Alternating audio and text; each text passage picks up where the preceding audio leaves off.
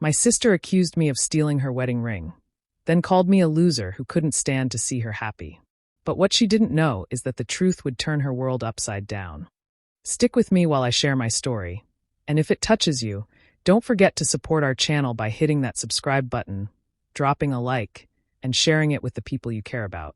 My name is Madeline Maddie Harper. I'm 29, living in Chicago, and I've always been ambitious, hardworking, and compassionate. But no matter how much I achieved, I could never escape being in my sister Kendall's shadow. Kendall had this way of making everyone around her feel small while she basked in attention, and I had learned to quietly accept it, until the night she decided to humiliate me in the worst way possible. It was the evening before Kendall's wedding. The house was buzzing with excitement, flowers being arranged, the band doing a sound check, and my parents running around making sure everything was perfect. I was in the kitchen, helping with last-minute touches, when Kendall stormed in, eyes blazing. She held her hand out and demanded to see me. "Where's my ring, Maddie?" she snapped, her voice loud enough for the entire staff to hear. "I know you took it. You can't stand to see me happy, can you?" I froze. My heart thumped painfully in my chest. I didn't take it," I stammered, bewildered. "I haven't even touched it." But she didn't listen. She marched past me, shouting to everyone in the house about my crime, calling me a loser and claiming I was incapable of being happy for anyone else. My parents were mortified, guests were whispering, and I felt my face burning with shame. It was surreal, my own sister, who I had loved and supported my entire life, accusing me of something so vile, so public, so humiliating. I wanted to scream, to defend myself, but the words stuck in my throat. I watched helplessly as Kendall paraded around, flaunting her perfect engagement, her perfect life, and her perfect ability to destroy my reputation in seconds. That night, I went to my apartment alone, shaken, humiliated, and unsure of how I could ever face her, or the family again. But as I sat in silence, I realized something important. I wasn't powerless.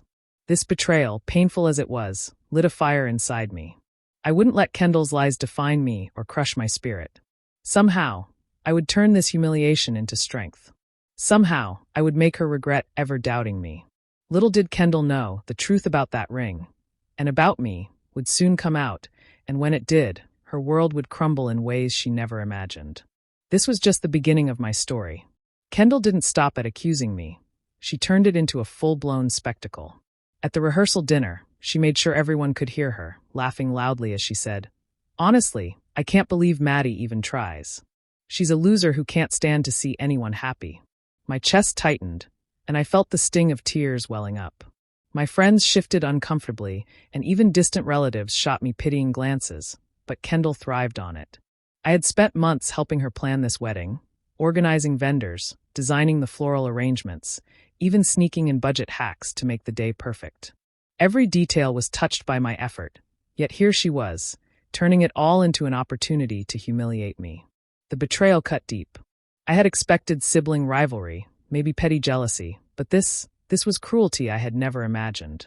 As the evening went on, I kept my head low, trying to smile, trying to brush it off, but inside, the shame and hurt roared like a storm. My mind raced, wondering why she hated me so much. Had I done something unknowingly to provoke this? Was I really just a shadow in her life? I couldn't reconcile the loving sister I had known with the person who now stood before the crowd, gleefully dismantling my reputation. I felt a burning anger, but it was tangled with confusion. Should I confront her in front of everyone, expose the lie, risk making a scene that might backfire? Or should I silently endure, biding my time, waiting for the right moment? Every option seemed impossible. Every thought of defense felt powerless against her confidence and manipulation.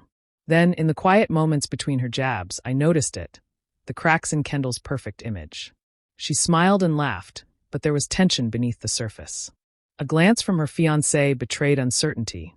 Subtle missteps in her wedding planning hinted at panic under the polished exterior, and I realized that perfection was just a mask she wore. If I watched closely, I could see vulnerabilities she had never wanted anyone to notice. A thought started to form, quiet but insistent. Maybe I didn't need to confront her immediately. Maybe instead, I could let her arrogance be her undoing. Her world was fragile beneath the glittering surface, and if I played my cards carefully, the truth and her consequences would reveal themselves. That night, as I lay awake, replaying the humiliation in my mind, the seed of revenge planted itself firmly in my heart. Not a petty, childish revenge, but a calculated, undeniable one. She had underestimated me, dismissed me, treated me as less than nothing. And soon she would realize that the person she mocked most, the one she thought powerless, was quietly preparing to reclaim her dignity and, eventually, her triumph. The fire of betrayal burned deep, and I knew this was only the beginning. The humiliation didn't stay confined to the rehearsal dinner. It rippled through the entire family.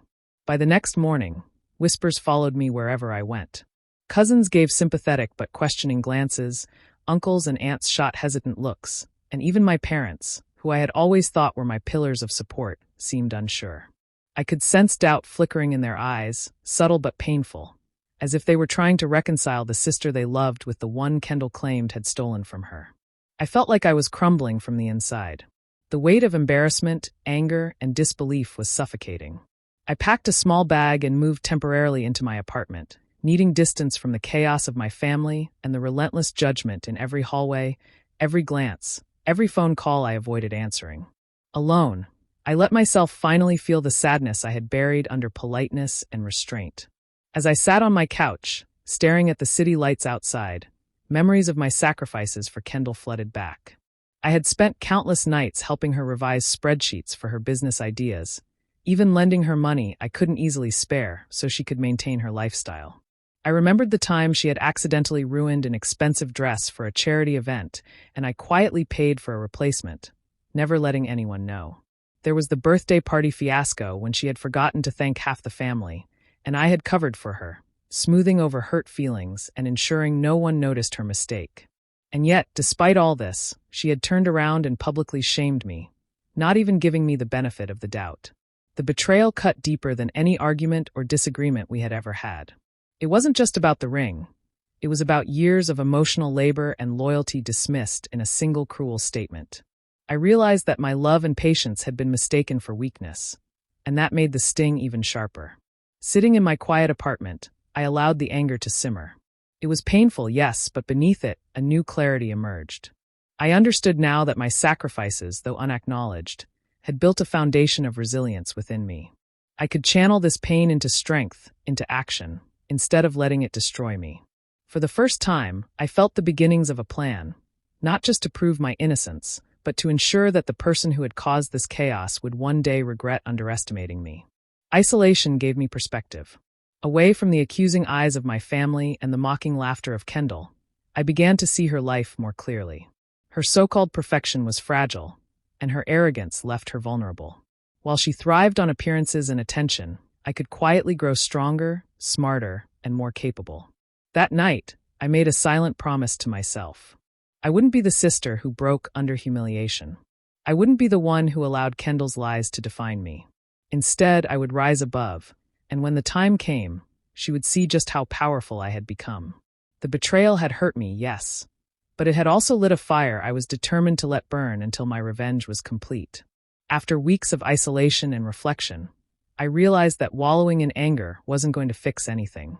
I had two choices: let Kendall's lies define me, or use this as fuel to rebuild my life on my own terms. I chose the latter. I threw myself into my work with a focus I hadn't felt in years, diving into a new investment project I had been quietly researching. Late nights were spent analyzing opportunities, negotiating deals, and creating a plan that was entirely mine. Every spreadsheet, every phone call, every meeting became a reminder that my life didn't need validation from anyone, especially not Kendall. I also started dedicating time to personal growth. I enrolled in workshops to sharpen my skills and even began mentoring a small group of young professionals, sharing the lessons I had learned through hardship. It was exhausting, but for the first time in a long time, I felt a sense of purpose that had nothing to do with anyone else. Slowly, recognition started coming. A client praised my strategic insight, a mentor recommended me for a significant opportunity, and small victories built momentum. I began to feel my confidence return, not because I was seeking revenge, but because I was finally reclaiming myself. Meanwhile, Kendall continued living in her bubble of self-importance. She flaunted her perfect wedding plans, her flawless outfits, and her seemingly charmed life. Every social gathering, every conversation, every smile she projected was carefully curated. But what she didn't know And what gave me a quiet sense of satisfaction was that I was no longer in the shadows. I was growing, succeeding, and laying the foundation for a life she could never touch or control. One evening, while reviewing some old notes and photos from the rehearsal dinner, I stumbled upon a detail that had been overlooked. A tiny jewelry box tucked behind a cushion on the couch. It was the very ring Kendall had accused me of stealing. My heart raced as I realized the truth. She hadn't been stolen at all. She had simply misplaced it. A mix of relief and rage surged through me. Relief that I wasn't guilty of her cruel accusations, and rage that she had publicly humiliated me instead of admitting her own mistake. I considered confronting her immediately, but I paused. This wasn't just about proving I was right. It was about letting the full weight of my strength and independence speak louder than words. I decided to keep this evidence to myself for now, letting the revelation unfold at the right time. The satisfaction of knowing the truth quietly, combined with my growing accomplishments, gave me a sense of power that Kendall could never take away. For the first time since the nightmare began, I felt truly in control of my life. I was no longer defined by my sister's cruelty or the whispers of family members. I had reclaimed my dignity, my purpose, and my direction. The humiliation that once threatened to break me had instead become the fuel for my redemption and the foundation for my rise. And deep down, I knew the moment would come when Kendall would have no choice but to witness just how unstoppable I had become. By now, I had learned an important lesson. Revenge didn't have to be loud or messy. I didn't need to yell at Kendall, expose her lies in public, or stoop to her level of cruelty. True power came from rising above, from letting my actions speak louder than her accusations ever could. I decided to let karma handle the rest, and in the meantime, I would quietly build a life so strong and unshakable that she couldn't ignore it. I started attending small gatherings connected to Kendall's wedding circle. Vendors, family friends, and even a few influential clients she had boasted about impressing. I kept my interactions subtle at first, careful not to appear as though I had an agenda. But I listened, learned, and gradually began to show my own competence and charm. People started noticing. I offered insights that improved wedding arrangements, gave thoughtful advice that helped ease stress on key events, and slowly but surely, I became someone they trusted and respected. The irony was delicious. Kendall, so used to being the center of attention, barely acknowledged my presence, assuming I would fade into the background like always. But with each small success, each smile of recognition from someone she valued, I felt a quiet satisfaction. I wasn't just surviving, I was subtly rewriting the narrative she had tried to control. In my private moments, I reflected on my plan. I would not humiliate her publicly or act out of spite. That would be petty and beneath me. Instead, I would let my achievements, my growing influence, and my calm confidence serve as a mirror, reflecting everything she had tried to undermine. People would see the contrast between her arrogance and my competence. They would see the sister she had belittled and the woman I had become. I imagined the moment when Kendall would realize she had underestimated me. Maybe it would be at a dinner where I offered solutions to a problem she couldn't solve, or at a meeting where clients praised my insight over her showy efforts. The thought alone gave me a strange mixture of satisfaction and anticipation. I didn't need to orchestrate a dramatic confrontation. Life itself would be the stage for her realization. Every decision I made, every connection I nurtured, was part of a subtle strategy. I was planting seeds of influence, building credibility, and quietly creating a space where my worth could no longer be ignored. And while Kendall remained oblivious, flaunting her perfection and her supposed triumphs, I moved forward with purpose, letting patience and persistence guide me. For the first time, I felt a sense of control that had nothing to do with proving myself to her or anyone else. My revenge wasn't about anger. It was about justice, about letting the truth of my abilities shine in a world that had doubted me. And deep down, I knew that the more gracefully I succeeded, the more painfully she would come to realize that her attempts to diminish me had failed. Karma, I thought with a small, secret smile, was already on my side. It didn't take long for the cracks in Kendall's perfect life to begin showing. One afternoon, I heard through a mutual acquaintance that her fiancé, Ryan, had discovered she had mismanaged a substantial portion of the funds for their wedding, including deposits for the venue and vendors. Panic had set in for Kendall, but she was too proud to admit it publicly. Invitations had already gone out, and the clock was ticking. I felt a pang of satisfaction, not from malice, but from the knowledge that the carefully observed weaknesses I had noticed were finally surfacing at the perfect moment. I didn't rush in blindly. I had learned that timing was everything.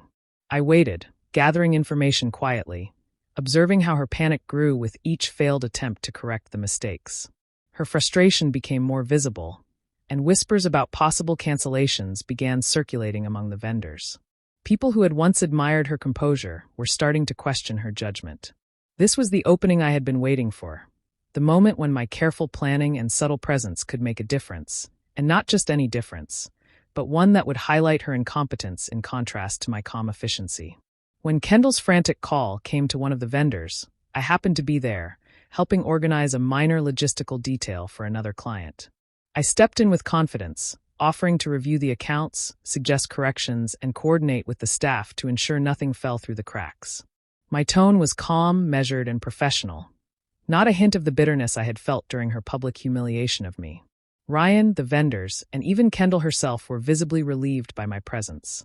In that moment, I became indispensable, the one person who could navigate the chaos without losing composure.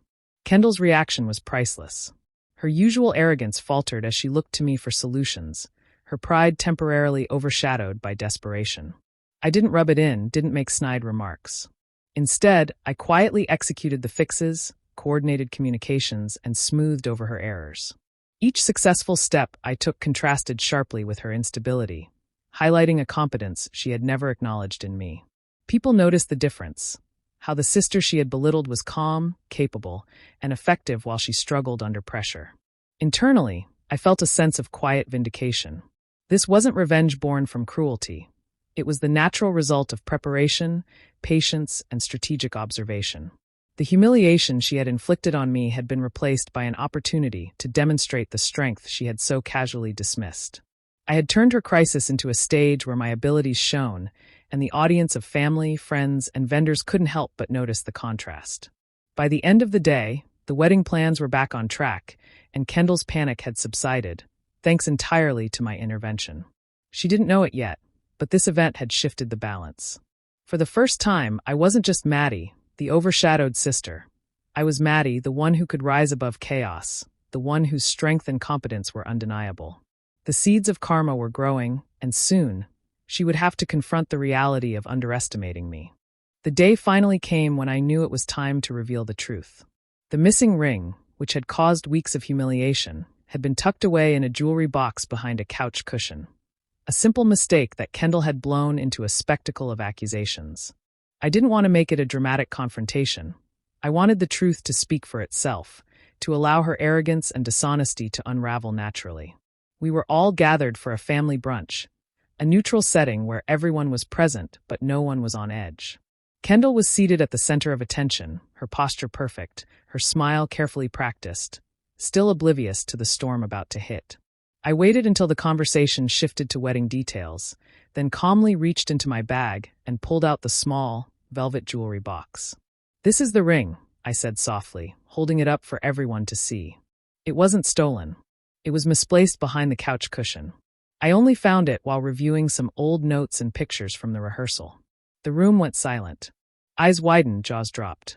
My parents exchanged looks of shock, some embarrassment, and a silent apology that didn't need words. Cousins, aunts, and uncles murmured in disbelief. Kendall's face went pale as her carefully maintained composure faltered. She opened her mouth, but no words came out. She looked around at the family, realizing that every accusation she had made against me now reflected poorly on her, not me. I didn't add commentary or gloat. I let the facts stand on their own. The silence, the ring in my hand, and the undeniable truth made the impact stronger than any words I could have said. Kendall's credibility, carefully built on charm and control, crumbled in an instant. People who had doubted me or whispered about my supposed guilt now looked at me with clarity and respect. I felt a rush of vindication, a powerful release of the shame and humiliation that had weighed me down for weeks. Every moment of public mockery, every whisper of doubt, every pang of betrayal from my sister now had context. I had been innocent all along, and the family finally understood it. The pride and arrogance that Kendall had wielded as a weapon against me had backfired completely, leaving her exposed and vulnerable. Yet, even in that moment, I chose grace. I didn't laugh, I didn't scold, I didn't make her feel small. I simply placed the ring on the table, smiled gently, and let the weight of truth do its work. The contrast between her flustered, defensive posture and my calm confidence was unmistakable. Internally, I felt a profound shift. I had been vindicated, yes, but I had also risen above the desire for petty revenge.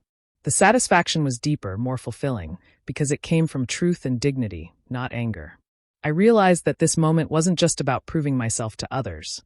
It was about reclaiming my own sense of worth, showing that integrity, patience, and composure could triumph over falsehood and cruelty. Kendall, meanwhile, retreated into silence, her pride wounded in a way that no apology could easily mend. And I, for the first time in weeks, felt genuinely free, confident that my strength and grace had spoken louder than any accusation ever could. Months passed after the revelation of the ring, and slowly but surely, I began achieving milestones that Kendall had always taken for granted. One opportunity in particular stood out: a prestigious real estate development project in Chicago, something Kendall had dreamed of leading herself. When the position opened, she scoffed at the idea of me applying. "You're too inexperienced," she had said, confidently assuming I wouldn't get the role. But she underestimated the quiet work I had put in, the networks I had nurtured, and the knowledge I had painstakingly acquired. When the day of the interview arrived, I walked into the boardroom calm and collected. My presentation was meticulous, every number accounted for, every strategy flawlessly explained. The panel of executives listened intently, visibly impressed by my confidence, clarity, and vision. I didn't need to compare myself to Kendall. The results spoke for themselves. By the end of the day, I had secured the project, a milestone that brought both professional recognition and personal satisfaction. Kendall, of course, tried to undermine me. She whispered doubts to colleagues, hinted at my supposed inexperience, and even tried to persuade family members to speak against me. But every move she made had been anticipated. I had prepared for the possibility of sabotage, ensuring my reputation and credibility were solid before announcing my candidacy. Her attempts backfired spectacularly. Executives and peers recognized her interference as petty, while my competence and foresight shone even brighter in contrast. The family began noticing the shift. My parents, once hesitant in their support, now spoke of my achievements with pride. Cousins and relatives, who had once dismissed my abilities, openly acknowledged my intelligence, resilience, and determination. The quiet, patient sister they had overlooked was now the one setting standards and inspiring respect. Family gatherings no longer centered on Kendall's perfection. Instead, conversations often revolved around my successes and the undeniable impact I was making. Kendall's frustration became more obvious with each passing day. The same sister she had humiliated, called a loser, and dismissed as incapable was now the one others admired, respected, and relied upon. Her attempts to regain control were met with polite but firm resistance, exposing the stark contrast between her arrogance and my careful, deliberate growth. The sense of satisfaction I felt wasn't born from gloating or revenge. It came from the knowledge that I had turned the tables without compromising my integrity. The same family that had doubted me, the same sister who had tried to destroy my reputation, was now forced to recognize that I was a force to be reckoned with. My patience, strategy, and resilience had paid off in ways that mere confrontation never could. For the first time, I felt fully in control of my life and my narrative. The tables had turned completely. Kendall, who had once dominated every room and every conversation, now existed in the shadow of my achievements. And as the family quietly compared us, it became clear that the girl they had once dismissed had grown into a woman of influence, intelligence, and undeniable strength. Someone who could not be underestimated, and never again. I finally decided it was time to confront Kendall privately. Not in front of the family, not in a dramatic showdown, but in a quiet space where honesty could be the only voice. I invited her to a small cafe near my apartment, neutral ground where neither of us had an audience. She arrived late, her expression a mixture of defensiveness and curiosity, clearly unsure of what to expect. I took a deep breath, steadying myself. "Kendall," I began, my voice calm but firm, "I need you to understand how much your accusations hurt me. The ring, the humiliation, the way you doubted me, it wasn't just embarrassing. It was painful because I've always loved you, always supported you, and always tried to be there for you." She shifted uncomfortably, her eyes darting away. I continued, choosing my words carefully. "But I'm not here to yell, to shame, or to get revenge. I've learned that being dragged into bitterness only keeps the pain alive. I'm telling you this because it matters that you know how deeply your actions affected me, and because I refuse to let this define who I am." Kendall's defenses faltered slightly. Her lips pressed into a thin line, her fingers fidgeting with her coffee cup. Maddie, I didn't mean," she began, but her words trailed off. I could see the flicker of regret in her eyes, the first signs that she was starting to recognize the consequences of her pride and arrogance. I didn't interrupt her. Instead, I let the silence do part of the work, giving space for reflection. "I hope you understand," I added quietly, "that I've grown beyond what happened. I'm no longer the sister who lets humiliation define her.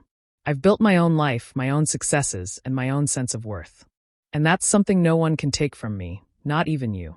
She finally looked up, her gaze meeting mine, and for a fleeting moment, I saw the weight of acknowledgement in her eyes.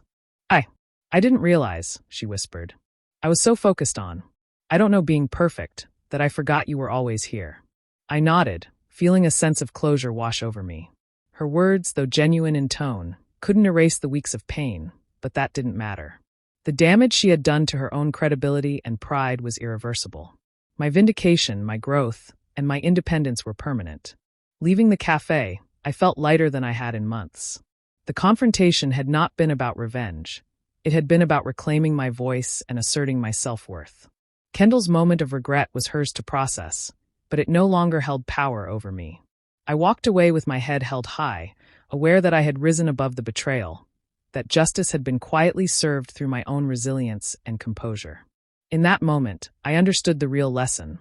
The strength to move beyond pain, the power to reclaim dignity, and the ability to rise above bitterness are far more satisfying than any act of revenge. I was no longer under her shadow. I was my own person, respected, independent, and unstoppable. And that, more than anything, was the triumph I had been waiting for. Sitting in my sunlit apartment, overlooking the city skyline, I finally allowed myself to reflect on everything that had happened. The betrayal had cut deeper than I could have imagined. Kendall's accusations, her public humiliation, and the doubts cast by people I loved had left wounds that burned for weeks. At the time, it felt like the end of my world. But now, looking back, I realized that every moment of pain had been a catalyst, a driving force that pushed me to discover a strength I didn't know I had. The fire of betrayal had ignited a determination to reclaim my life on my own terms. I had invested in myself, my career, and my personal growth. Every late night working on projects, every risk taken to secure new opportunities, and every skill I honed became a testament to my resilience. What had begun as a response to humiliation evolved into a life defined by independence, luxury, and self-respect. I wasn't merely surviving anymore. I was thriving, building a world where I was valued for my abilities and my character, not overshadowed by a sister who sought to diminish me. Kendall, in contrast, was grappling with the consequences of her own actions. Her arrogance, her haste to judge, and her obsession with perfection had backfired. Opportunities she had assumed were hers slipped through her fingers, and the family's perception of her shifted. People began noticing the contrast between her instability and my calm, deliberate accomplishments. The same sister who had humiliated me now faced a reality she hadn't anticipated, one where her shadow no longer dominated the room. I often thought about the moments of shame, the whispers of doubt, and the sting of betrayal, and I realized that each of them had been essential. Without those experiences, I might never have discovered the depth of my own perseverance or the subtle power of rising above cruelty. I had learned that true revenge isn't about dramatics or humiliation. It's about growing beyond the reach of those who try to hurt you, letting your success and integrity speak louder than any words or accusations ever could. Now, as I sit with a sense of calm pride, I understand the full lesson of my journey. Empowerment comes not from tearing others down, but from building yourself up. Justice doesn't always need to be loud. It can be quiet, measured, and undeniable. And revenge, when necessary, is sweetest when it's delivered not through spite, but through the transformation of your own life. I smile as I glance around my apartment, filled with the life I've created. Family, friends, and colleagues respect me, admire me, and rely on me. I am no longer the sister in the shadows. I am a woman who has faced betrayal, endured humiliation, and emerged stronger, wiser, and unstoppable. The path wasn't easy, but every step of it has been worth it. And for anyone listening, anyone who has been hurt or underestimated, Remember that your power lies in your growth, your resilience, and your ability to rise above bitterness. True triumph comes from living your life fully, proudly, and on your own terms. Do you think Maddie handled her sister's betrayal the right way by staying calm and focusing on her own growth? Or should she have confronted Kendall more aggressively? Share your thoughts in the comments. I'm really curious to hear what you think.